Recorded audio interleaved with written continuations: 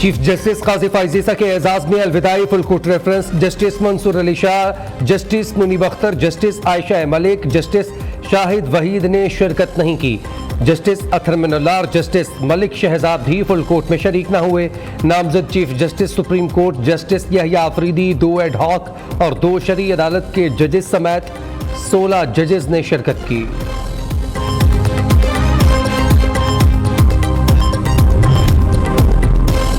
Justice Mansoor Ali Shah का chief justice काजी फाइज ईसा के एजाज में फुल कोर्ट रेफरेंस का बायकॉट, अलविदाई रेफरेंस में शिरकत न करने की वजूहात बता दी।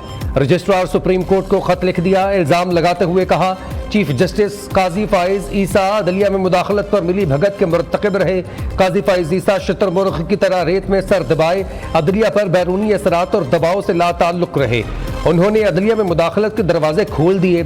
साबिक चीफ जस्टिस साकिब निसार ने अपने आईनी किरदार की हदूद तक तजावुज किया। इसी वजह से उनके अलविदाई रेफरेंस में शिरकत नहीं की थी। मौजूदा चीफ जस्टिस काजी फाइज ईसा के अलविदाई रेफरेंस में भी शिरकत नहीं की।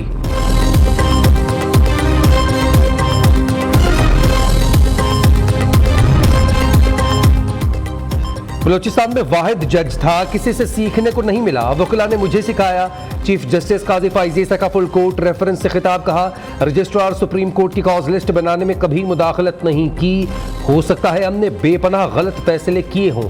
कागज के टुकड़ों पर जो लिखा जाता है वो एक पार्टी को फायदा देता है, दूसरे को नहीं।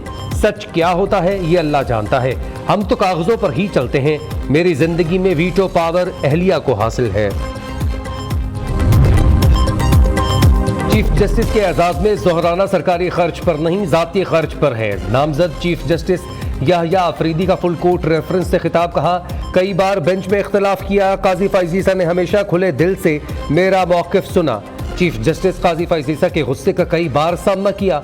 तजुर्बा अच्छा नहीं था। कौम के लिए ज़रूरी है इख्तियारात की तकसीम, कानून की बालादस्ती यकीनी बनाई जाए। मेरी पहली तरजीह दूर दराज इलाकों की ज़िले अदलिया होगी।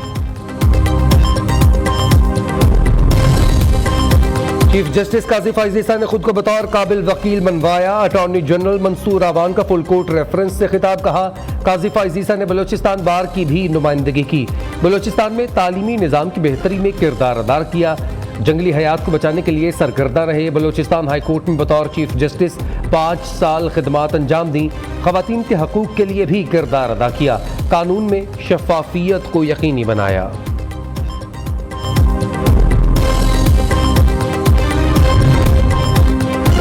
रावलपिंडी टेस्ट का दूसरा रोज साउथ शकील की शानदार सेंचुरी। पाकिस्तान ने 8 विकेटों पर 265 रन बना लिए। 2 रन का खसारा बाकी।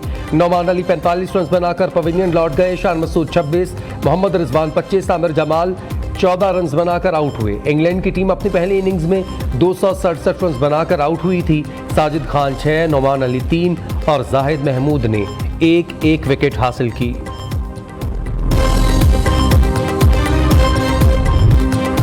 पाकिस्तान स्टॉक एक्सचेंज में नया रिकॉर्ड बन गया। इंडेक्स ने तारीख में पहली बार 90,000 की सतह को अबूर कर लिया। मार्केट में 1143 पॉइंट्स का इजाफा के एसी 100 इंडेक्स 90,089 पॉइंट्स की सतह पर ट्रेड कर रहा है। उधर इंटरबैंक में अमेरिकी डॉलर 4 पैसे सस्ता 277.84 रुपए से कम होकर 277.80 रुपए का हो गया।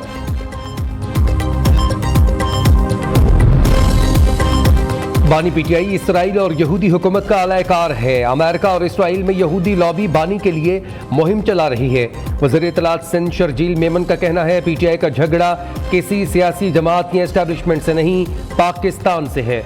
पीटीआई का 26वीं आईनी तरमीम में बिला वास्ता रजामंदी शामिल है। बानी पीटीआई की साबिक बीवी और बच्चे एंटी पाकिस्तान मुहिम चला रहे हैं। शर्जील मेमन का तालीमी इदारों और अस्पतालों को सोलर सिस्टम पर मुंतकिल करने का ऐलान।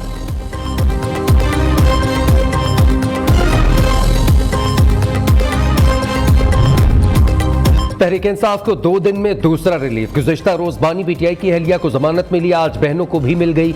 डी चौक एहतजाज केस में बानी पीटीआई की हमशीरा अलीमा खान और उज़मा खान की जमानत मंजूर, रिहा करने का हुक्म।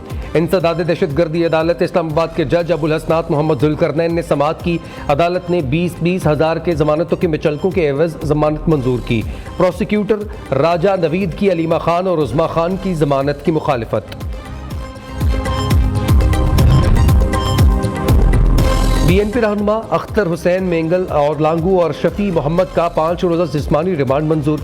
इंसदाद दहशतगर्दी अदालत के जज अबुल हसनात जुल्करनैन ने महफूज शुदा फैसला सुना दिया। अख्तर हुसैन लांगू और शफी मोहम्मद रुकन सूबाई असम्बली भी रहे।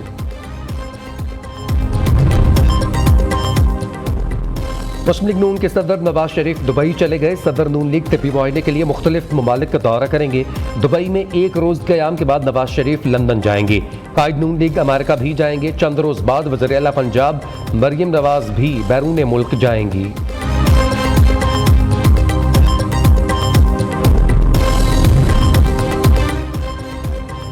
वज़ीर आला पंजाब से बेल्जियम के सफ़ीर की मुलाकात। दोनों ममालिक के दरमियान बाहमी ताउन के फ़रोग़ और ताल्लुकात को मज़ीद मजबूत बनाने पर तबादला ख्याल। मुस्तक़बिल में दो तरफ़ा ताउन के फ़रोग़ के मज़ीद मौक़े पेश करने पर जोर।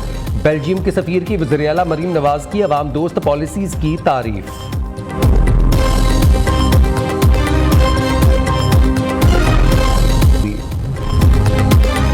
बागों के शहर में स्मोक के डेरे। लाहौर आज भी फ़ज़ाई आलूदगी की फहरिस्त में शामिल 196 AQI के साथ लाहौर दुनिया भर में तीसरे नंबर पर मौजूद। जहरीली फ़ज़ा से नाक, कान और गले की बीमारियों में इजाफा। मौसम तब्दील होते ही साइबेरिया के नायाब नस्ल के परिंदों ने सजावल का रुख कर लिया। ठंडे ममालिक से हज़ारों मील का सफ़र करके आने वाले मेहमानों ने साहिली इलाकों, झीलों और तालाबों को मस्कन बना लिया।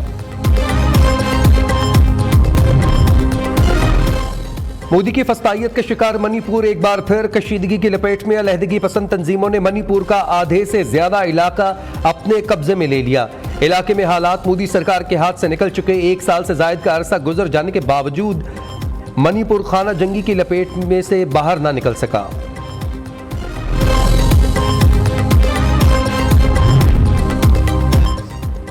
इमर्जिंग एशिया कप T20 के दोनों सेमीफाइनल्स आज। पहले सेमीफाइनल में पाकिस्तान शाहीन्स और श्रीलंका ए मध्य मुकाबल। पाकिस्तान की टॉस जीतकर पहले बैटिंग जारी। दूसरे सेमीफाइनल में भारत ए और अफगानिस्तान ए का टाकरा शाम 6 बजे होगा।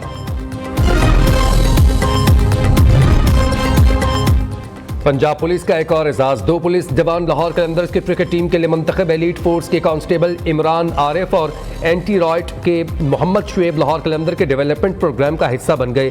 दोनों खिलाड़ी जिम्बाब्वे में मुनक्कदा डोमेस्टिक क्रिकेट सीजन में अपनी सलाहियतों का मुजाहरा करेंगे।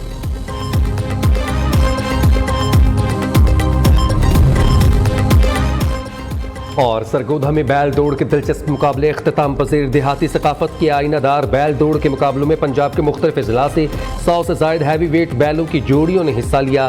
बादल और चमन नामी बैलों की जोड़ी ने 5 मिनट में 80 चक्कर लगाकर मैदान मार लिया।